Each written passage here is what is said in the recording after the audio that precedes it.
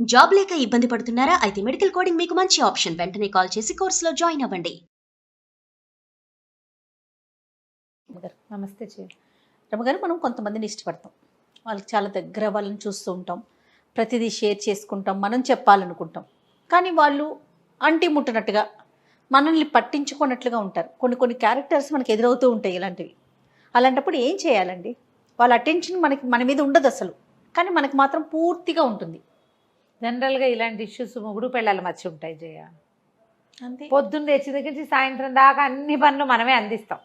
ఒక్క మాట, మొగుడు పిల్లల మధ్య ఉంటేనే మనం ఇది ఎక్స్ప్రెస్ చేస్తాం అటెన్షన్ లేదని. ఏ అక్క చెల్లెళ్ళు అన్నదమ్ములు అనుకోండి, అయ్యో మాట్లాడట్లేదని కొన్ని రోజులు అనుకుంటా, పోనీ మాట్లాడిపోతే మాట్లాడిపోయారు, వాళ్ళకి నచ్చితే మాట్లాడతారు, లేకపోతే లేదు అనుకుంటాం. కదరమ్మ గారు. అవును. ఓన్లీ వైఫ్ అండ్ హస్బెండ్ మధ్య మాత్రమే ఏంటి మాట్లాడట్లా, ఎందుకు ఇట్లా ఉన్నారని ఎక్కువగా ఆలోచిస్తాం. మాట్లాడతారు కానీ ఏంటంటే నిర్లక్ష్యంగా ప్రవర్తిస్తారు. నీకు చెప్పేదేంటి, నీతో ఏంటి అన్నట్టుగా ప్రవర్తిస్తారు. ఆడ మగ కూడా చేస్తారు జయ. ఇది పెళ్ళాలు చేస్తారు, మొగుళ్ళు చేస్తారు. వాళ్ళు ఫీల్ అవుతారు, వీళ్ళు ఫీల్ అవుతారు. ఇప్పుడు ఆడవారికి సాగిద్దారమ్మ గారు. సాగుతుంది జయ. ఎందుకు సాగదు? ఎందుకు సాగదు? నిర్లక్ష్యం చేయటం అనేది. నిర్లక్ష్యం చేయటం, మా ఇష్టారాజ్యంగా ఉండటం, తన వాళ్ళకే ఇంపార్టెన్స్ ఇవ్వటం, తను అనుకున్నదే చేయటం. మెతగ్గా ఉండే భర్తలు లేరా లోకంలో? లేరనుకుంటున్నావు నువ్వు, నీ అనుభవం అలాంటిది. ఉన్నారు జయ, అట్లా కూడా ఉంటుంది. మేబీ రెండు ఉంటాయి కదా, ఒకటే రెండు ఉంటాయి, తప్పు. రెండు ఉంటాయి. ఎందుకంటే మనకి ఎలా అయిందంటే జయ, ఇదివరకటి కాలం వేరు. ఇదివరకు ఎక్కడో ఒక్క గయ్యాళ్ళు ఉండేది, ఆమె గంప గయ్యాళి, ఊరికొక్క గయ్యాళి ఆవిడ ఉండేది. మన చుట్టాల్లో పెద్ద సమూహంలో ఒక్క ఆవిడే నోరు గలది. అలాగే ఉండేవాళ్ళు. మగవాళ్ళు చాలామంది ఉంటారు, రౌడీలు, అన్నిటికీ పోట్లాటకు దిగేవాళ్ళు, పెద్ద నోరు పెట్టుకునేవాళ్ళు, గొడవ పెట్టి గెలిచేవాళ్ళు, ఈజీగా చెంపకాయల మీద కొట్టేయటం, చెంపల మీద కొట్టేయటానికి జోరుగా వెళ్ళిపోయేవాళ్ళు. మగవాళ్ళు ఎక్కువ, ఆడవాళ్ళు తక్కువ పాతకాలపు సమాజంలో. ఇది మనం ఎలా అయిందంటే క్రమంగా మనకి ఆడవాళ్ళని అదుపులో ఉంచి పెంచే విధానం మర్చిపోయాం మనం. మనకు ఇప్పుడు ఆ పద్ధతి లేదు. ఆడాళ్ళు వంటింటి కుందేళ్ళుగా లేరమ్మా ఇప్పుడు. అస్సలు కాదు. ఉన్నాం, అయినా కూడా కొంత పరిస్థితి ఆడవాళ్లే సర్దుకోవాల్సిన స్థితి ఉన్నది తప్పకుండా. కానీ సర్దుకోని వాళ్ళు కూడా చాలామందే ఉన్నారు. తమిష్టారాజ్యంగా చేసేవాళ్ళు.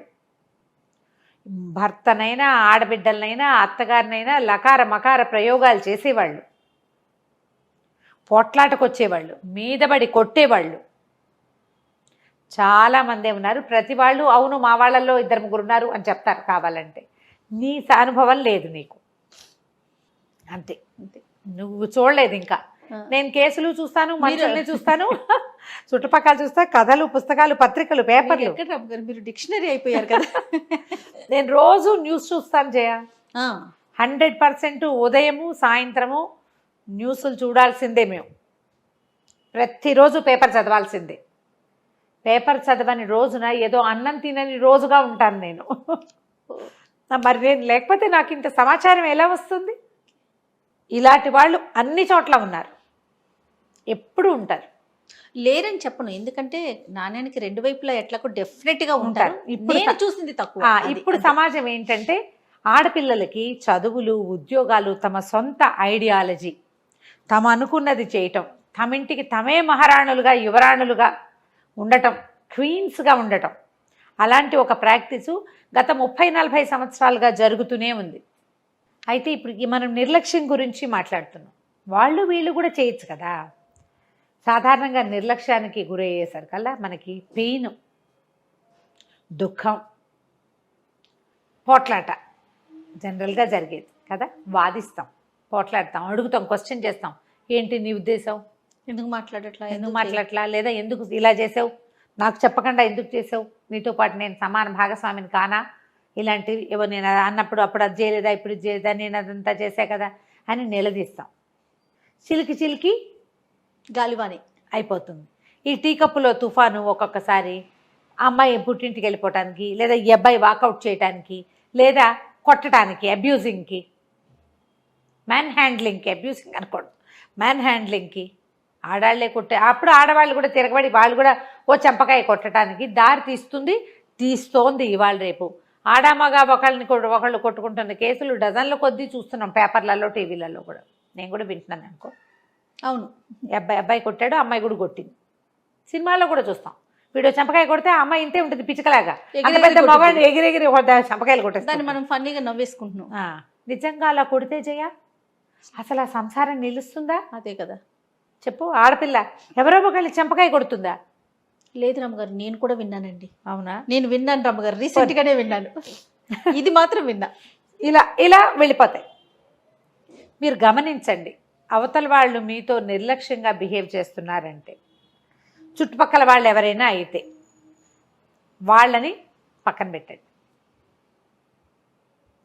మనం ఎక్కడా కాంప్రమైజ్ కావక్కర్లేదు. అడగండి ఒకసారి, పోట్లాటకి దిగద్దు. అడిగాక వాళ్ళు సమాధానం చెప్పలేదు అనుకోండి, మళ్ళీ అడగద్దు. మీరు కూడా నిశ్శబ్దంగా ఉండడాన్ని ప్రాక్టీస్ చేయండి. కళ్ళు ఐ కాంటాక్ట్ ఇవ్వద్దు. అన్నం పెట్టేటప్పుడు కూడా ఐ కాంటాక్ట్ ఇవ్వద్దు. మాట్లాడకుండా ఉండిపోతే సైలెంట్ వార్ ఉండిపోతే ఆటోమేటిక్గా ఇది పల్చబడుతుంది. మనం చుట్టుపక్కల వాళ్ళతో చేసేటప్పుడు భర్తలతోటి కానీ భార్యలతోటి కానీ ఇదే చేయాలి. మొహం తప్పించాలి. ఇంట్లోనే ఉంటాం, నువ్వు ప్రశ్నించి సమాధానం రాబట్టలేవు. ప్రశ్నించావు, ఆన్సర్ వచ్చిందనుకో ఓకే, రాలేదనుకో మళ్ళీ పరిప్రశ్న చేస్తావా? పదే వాళ్ళని వెళ్ళి పిలిపించి అడిగిస్తావా? నాతో సరిగా ఉండట్లేదు అనే విషయాన్ని ఎంతమంది చెప్పుకుంటారు రోతగా? అదే కదా, పూట ఏం చెప్తావు? చెప్పుకుంటాం. ఏదో పెద్ద సీరియస్ ఇష్యూ అయితే, ఇది ఏదో చిన్నది మనకు అర్థమవుతోంది, వీళ్ళు మనతో సరిగా ఉండట్లేదు. తర్వాత విశ్లేషించండి, వీళ్ళు ఇలా బిహేవ్ చేయడానికి గల కారణం ఏంటి? ఏదైనా ఇష్యూనా, ఆఫీస్ ఇష్యూవా, ఫైనాన్షియల్ ఇష్యూవా? ఇతను నన్ను ఫేస్ చేయట్లేదు, నాతో సరిగా ఉండట్లేదు అంటే ఎలాంటి కారణాలు ఉండొచ్చు? ఒక్క కారణం అనుకుని దాని మీదకి వెళ్ళొద్దు. మల్టిపుల్ ఇష్యూస్ అయి ఉండొచ్చు. మీరు ఏదైనా సార్ట్అవుట్ చేయగలిగితే దాన్ని సార్ట్అవుట్ చేయండి.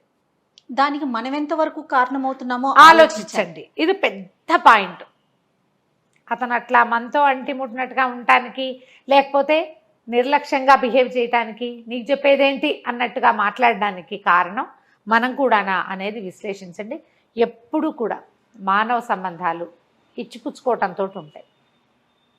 బార్టర్ సిస్టమే. నువ్వు సరిగ్గా ఇవ్వు, సరిగ్గా తీసుకోగలుగుతావు. ఒకసారి నువ్వు సరిగ్గా ఇచ్చినా తీసుకోలేకపోతావు. వాడు ఇవ్వడు అవతలవాడు, లేదా అవతలది ఇవ్వదు. ఎందుకు ఇవ్వట్లేదు అనేది ఆలోచించండి. ఆలోచించి సరిచేస్తే ఈ బంధాలని తెంపుకోకుండా మనం ఉంచుకోగలుగుతాం. ఈ రోజున మానవ సంబంధాలు దెబ్బతింటున్నాయంటే ఎంతసేపు ఎక్స్పెక్టేషన్సే మనకి. ఎప్పుడు అవును గారు, ఎక్స్పెక్టేషన్స్. తర్వాత నువ్వు ఇచ్చేటప్పుడేమో నీకు పొదుపు, నీకు బోల్డన్ జస్టిఫికేషన్స్ ఉంటాయి నువ్వు సరిగ్గా చేయకపోవటానికి.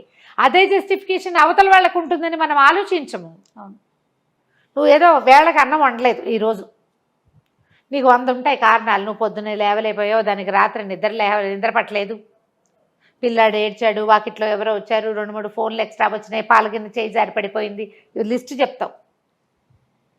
అతను లేటుగా వస్తే నువ్వు ఓ కారణం ఊహించుకుని దాని మీదే మాట్లాడతావు. ఇలాంటి నాకు వచ్చిన 1/2 డజన్ జస్టిఫికేషన్స్ అతను చెప్తే నువ్వు కథ చెప్తున్నావు అనకూడదు. పొద్దున్న నువ్వు చెప్పింది కూడా కథే, పొద్దున మనం చెప్పింది కూడా కథే. చేయలేకపోయాం. అవును, ఆ చేయలేకపోవటం అవతల వాళ్ళకి కూడా ఉంటుందని మనం అనుకోవాలి. మగవాళ్ళకి ఆడవాళ్ళకి కూడా అర్థం కావాలి.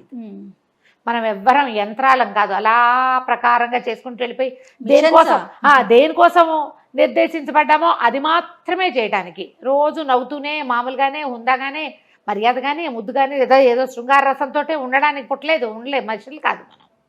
వాక్యూమ్ క్లీనర్ లాగా దాని దుమ్మ దులుపుకుని పోర్ట్లోకి వెళ్ళి కూర్చుంటుంది వాక్యూమ్ క్లీనర్. అట్లా మనుషులు చేయలేకపోతాం. ఎలా చేస్తామండి మనం? ఆడ చేయలేదు, మగ చేయలేదు. మనం ఇప్పుడు ఇంట్లో ఉన్నట్టు ఆఫీస్లో ఉంటాము, ఆఫీస్లో ఉన్నట్టు బాస్తో బిహేవ్ చేస్తాము, చేయలేం కదా. మారిపోతాం కదా. పైగా మన సర్కమ్స్టాన్సెస్, సిచ్యువేషన్స్ అంతే కదా. రకరకాల ఈవెంట్స్, రకరకాల మనుషులు, మనం కలిసేటువంటి మనుషుల తాలూకు వివిధమైన ప్రవర్తనలు, అవన్నీ కూడా మన జీవితానికి కారణమవుతాయి. ఇలా ఏదైనా ఎదుర్కొంటున్నాము అని అనిపిస్తే సింపుల్ క్వశ్చన్స్ తోటి సరిపెట్టండి. లాగి పీకి చెయ్యొద్దు.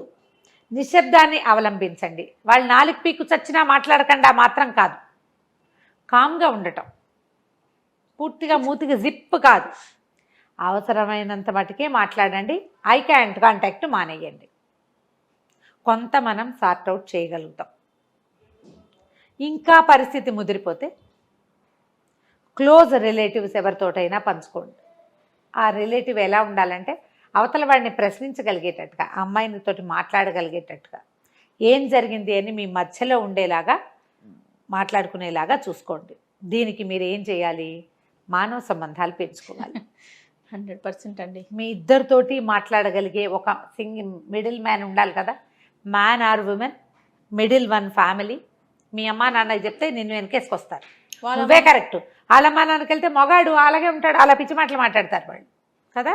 వాళ్ళమ్మా నాన్న మీ అమ్మా నాన్న కాకుండా మధ్య మార్గంగా చక్కగా ఒక స్నేహితులు కుటుంబమో, ఒక ఫ్రెండ్సో, ఒక ఫ్యామిలీయో, కజిన్సో, ఒక ఫ్యామిలీని ఉంచుకోండి. అందరూ కూడా దీన్ని మెయింటైన్ చేయాలి. ఈ మధ్య మార్గం ఉంటే మీకు ఈ సార్ట్అవుట్ చేసుకోవడానికి చాలా హాయిగా ఉంటుంది. మీరు వాళ్ళకి మధ్యవర్తిగా ఉండండి, వాళ్ళు మీకు మధ్యవర్తిగా ఉంటారు. మీ ఇద్దరు కలిసి ఇంకొకళ్ళకి మధ్యవర్తిగా ఉండండి. ఇలా కాపాడుకుంటే మనం ఏంటంటే ఈ ఫ్యామిలీ ఇష్యూస్ని ఈజీగా సార్ట్అవుట్ చేసుకోగలుగుతాం.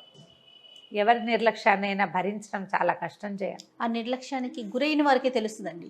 ఏముంది, మీకు కడుపు నిండా తిండి పెడుతున్నారు, మంచి గుడ్డలు ఉన్నాయి, బట్టలు ఉన్నాయి, ఉండటానికి ఇల్లు ఉంది, పిల్లలు ఉన్నారు, ఇంకేంటి అనుకుంటారు. కానీ ఆ నిర్లక్ష్యం అనేది ఎక్స్ప్రెస్ చేయలేకపోతారు రమ్మగారు. చాలా నొప్పి కలిగిస్తుంది, కుంగిపోతూ ఉంటారు కదండి. చాలా నొప్పి కలిగిస్తుంది. దాన్ని ఈజీగా లాగేయద్దు, మెల్లిగా ఒక్కొక్క చిక్కు విడదీసి సెట్ చేసుకోండమ్మా. ఆడ కానీ మగ కానీ ఆలోచించి పని చేయాల్సిన పరిస్థితి ఇది. కోపం తెచ్చుకున్నారా చింపేసుకుంటాం, చిరిగిపోతుంది అంతా. తర్వాత మనం దీన్ని సార్ట్అవుట్ చేయలేము, దీన్ని కుట్లేయటం కష్టం. ఓ గీత చిరిగింది అనుకో ఈజీగా కుట్టేస్తాం, బదబదాలుగా అడదిడ్డంగా చిరిగిపోతే మనం దాన్ని ఎట్లా సార్ట్అవుట్ చేస్తాం? పడేయటమే, చేయలేకపోతాం, వదిలిపెట్టేయాల్సి వస్తుంది. వదిలేదాకా తెచ్చుకోవద్దు. రైట్. అంతే. నమస్తే రమ్మగారు. నమస్తే జయ.